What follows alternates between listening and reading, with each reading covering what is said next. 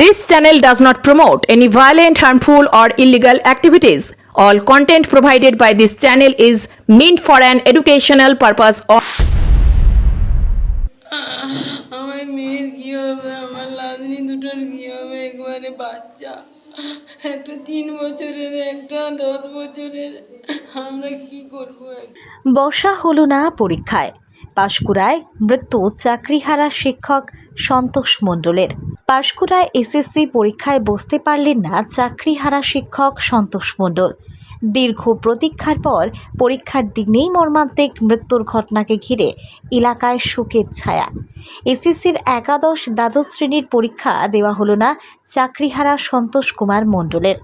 শনিবার রাতে মৃত্যু হয়েছে তার। কি হবে? আমার মেয়ের কি হবে? আমার মেয়ের কি হবে? আমার লাদনি দুটোর কি হবে? একবারে বাচ্চা, একটা 3 বছরের, একটা 10 বছরের। আমরা কি করবো এখন? তিনি পাঁশকুড়ার আরিসান্ডা স্কুলের শিক্ষক ছিলেন। 2016-তে সেই স্কুলে চাকরি পান এসএসসি দিয়ে। পরিবারের দাবি, চাকরি হারানোর পর থেকেই অবসাদে ভুগছিলেন। চিন্তা করে করে শেষ হয়ে গেল সব। চাকরি চলে গেলেও নতুন করে পড়াশোনা শুরু করেছিলেন সন্তোষ। গত রবিবার এসএসসির নবম দশমের নিয়োগ পরীক্ষায় বসেন। এই রবিবার অর্থাৎ আজকের জন্য প্রস্তুতি নিচ্ছিলেন। গত রাতে হঠাৎ মৃত্যু হয় তার। একাধিক স্বপ্ন থাকলেও পূরণ হলো না শেষ পর্যন্ত।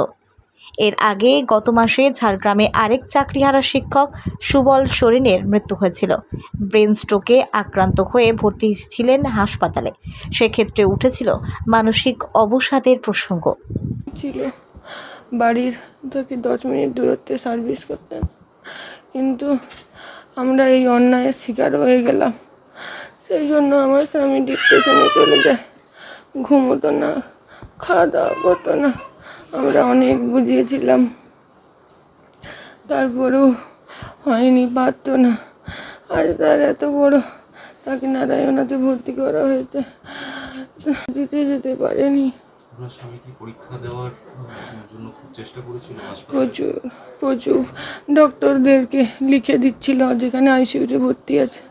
আমাকে নার্সরা পর্যন্ত বলছে, আপনার হাজব্যান্ড অলরেডি 6 বার লিখে দিয়েছে আমাকে, আজকাল আমার পরীক্ষা।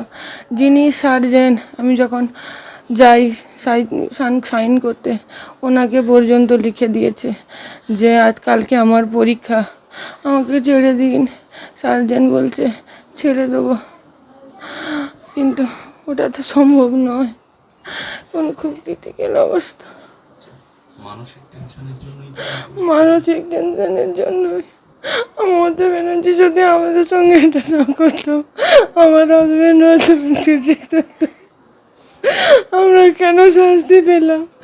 আমরা যোগ্য বলে আমরা শাস্তি পেলাম, আমাদের কোনো ন্যায় নেই।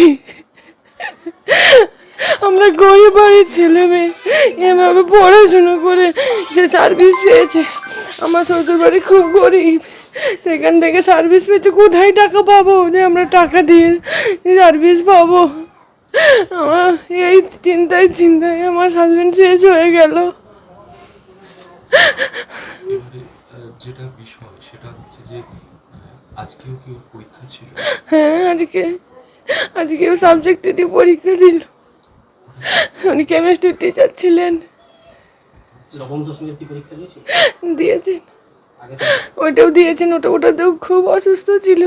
আমি নিয়ে গিয়ে গাড়িয়ে করে দিয়ে আবার নিয়ে এসেছি। জাহাঙ্গীর বাদশা রিপোর্ট, জেবি লাইভ নিউজ।